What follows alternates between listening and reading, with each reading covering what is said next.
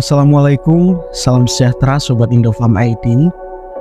Kembali lagi di channel kita yang tercinta.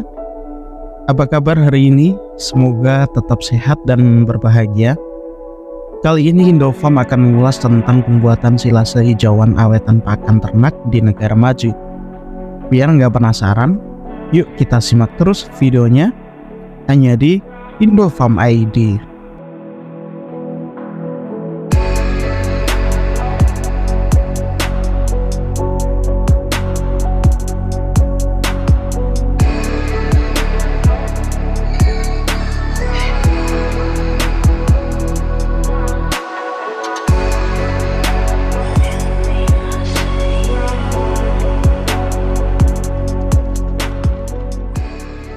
Keberhasilan usaha peternakan salah satunya ditentukan oleh pemberian pakan yang tepat dan sesuai dengan tujuan pemeliharaan. Hal ini tidak terlepas dari pembuatan ransum atau formulasi pakan yang akan diberikan. Pakan ternak harus menggunakan bahan yang banyak tersedia di sekitar, berharga murah, akan tetapi tetap berkualitas tinggi. Bahan pakan atau feedstuff merupakan sesuatu yang diberikan untuk ternak sebagai pakan, baik tunggal maupun campuran, sebagai nutrisi demi kelangsungan hidup, berproduksi, dan bereproduksi. Bahan pakan ternak berdasarkan asalnya dapat dibedakan menjadi dua, yakni bahan pakan nabati yang berasal dari tumbuhan dan bahan pakan hewani yang berasal dari hewan. Pakan nabati dapat berasal dari batang, daun, biji, atau hasil ikutannya. Selain itu, pakan juga dapat berasal dari ikutan industri pertanian, perkebunan, dan sisa fermentasi. Apa saja jenis bahan pakan? National Research Council atau NRC, sebuah lembaga dari Amerika Serikat, mengklasifikasikan bahan pakan ternak berdasarkan komposisi kimianya. Klasifikasi bahan pakan yang dikeluarkan oleh NRC membagi bahan pakan menjadi 8 kelas, yaitu yang pertama hijauan kering dengan kadar air 15 hingga 20%. Yang kedua adalah hijauan segar, bisa berupa pastura ataupun tanaman padang rumput.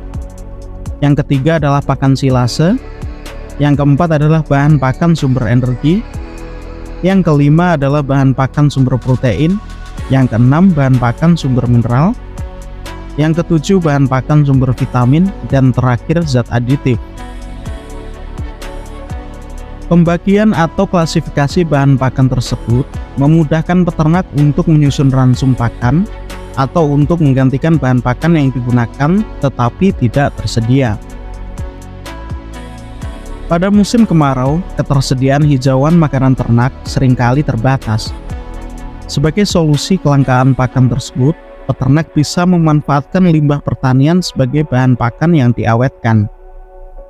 Untuk mengawetkan dan meningkatkan nilai gizi dari pakan, biasanya dilakukan pengolahan dengan pembuatan hijauan kering atau hay, penambahan urea atau amoniasi, dan pembuatan hijauan awetan atau silase. Namun, di antara metode pengawetan tersebut, silase merupakan metode yang paling bagus karena mampu meminimalkan kerusakan nutrisi pakan. Silase merupakan metode pembuatan pakan dengan cara fermentasi di ruangan hampa udara atau anaerob selama 21 hari. Pakan yang dihasilkan berubah hijauan awetan dengan kadar air 60 hingga 70%. pH mencapai 3 hingga 4, kandungan asam laktat yang tinggi, serta kandungan amonia yang rendah kurang dari 10%. Silase memiliki berbagai keunggulan.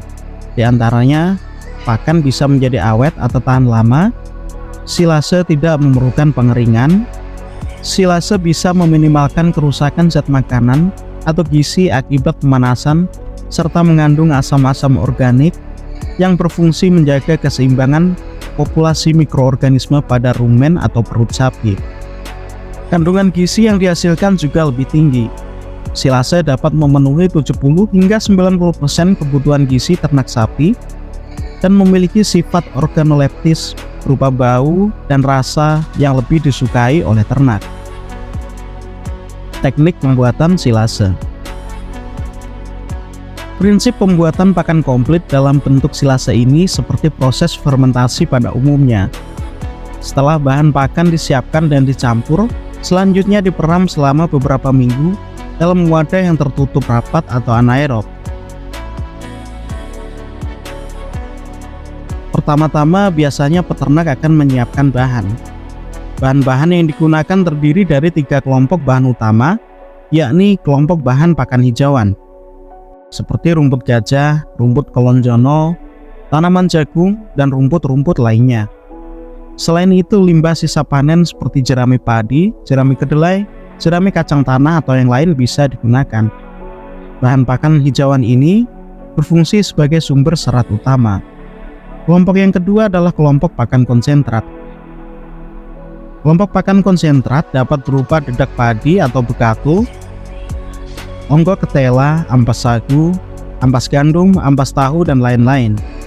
Bahan pakan konsentrat ini selain untuk memperbaiki kandungan nutrisi dari pakan yang dihasilkan, juga berfungsi sebagai substrat penopang proses fermentasi atau ensilase. Kelompok yang terakhir adalah kelompok bahan pakan adiktif yang terdiri atas campuran urea, mineral, tetes, dan lain sebagainya. Rasio dari ketiga kelompok bahan tadi dapat mengacu pada formula 7:2:1 atau 6:3:1 berturut-turut untuk hijauan, konsentrat, dan zat aditif yang didasarkan pada persentase berat. Tahap kedua dari pembuatan silase adalah pencampuran. Ketiga bahan tadi dicampur dengan urutan.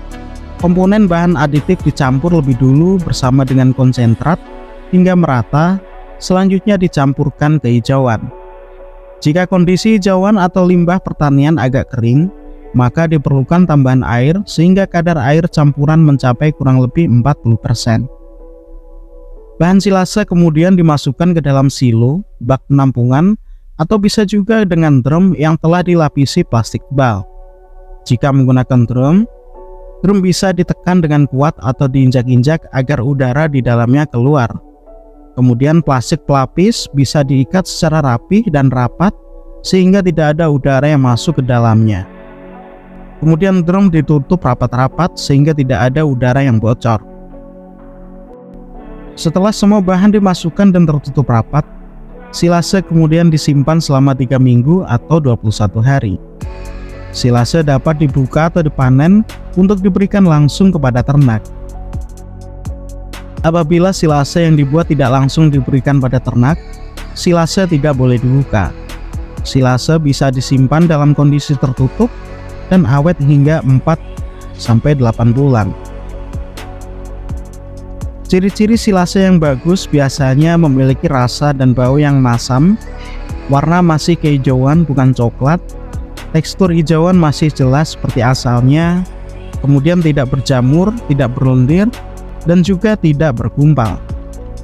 Secara laboratorium, kadar asam laktat masih tinggi, sedangkan kadar amonia atau N rendah kurang dari 10%, kemudian tidak mengandung asam butirat dengan pH rendah sekitar 3 hingga 4 dengan kadar air 60 hingga 70%.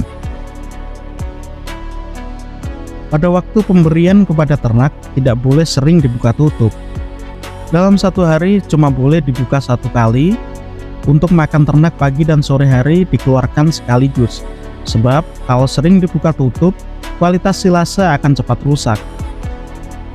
Apabila ternak belum terbiasa makan silase, silase diberikan sedikit demi sedikit dengan cara dicampur hijauan yang biasa dimakan. Jika sudah terbiasa, dapat seluruhnya diberikan silase sesuai dengan kebutuhan. Terkadang silase juga perlu diangin-anginkan agar ternak mau memakan silase supaya bau wangi dan uap air bisa berkurang. Nah, begitulah sedikit ulasan dari Indofarm ID tentang silase pakan ternak. Gimana menurutmu? Apakah kamu berminat membuat silase? Jangan lupa like dan subscribe. Tuliskan pendapat kamu di kolom komentar. Semoga bermanfaat.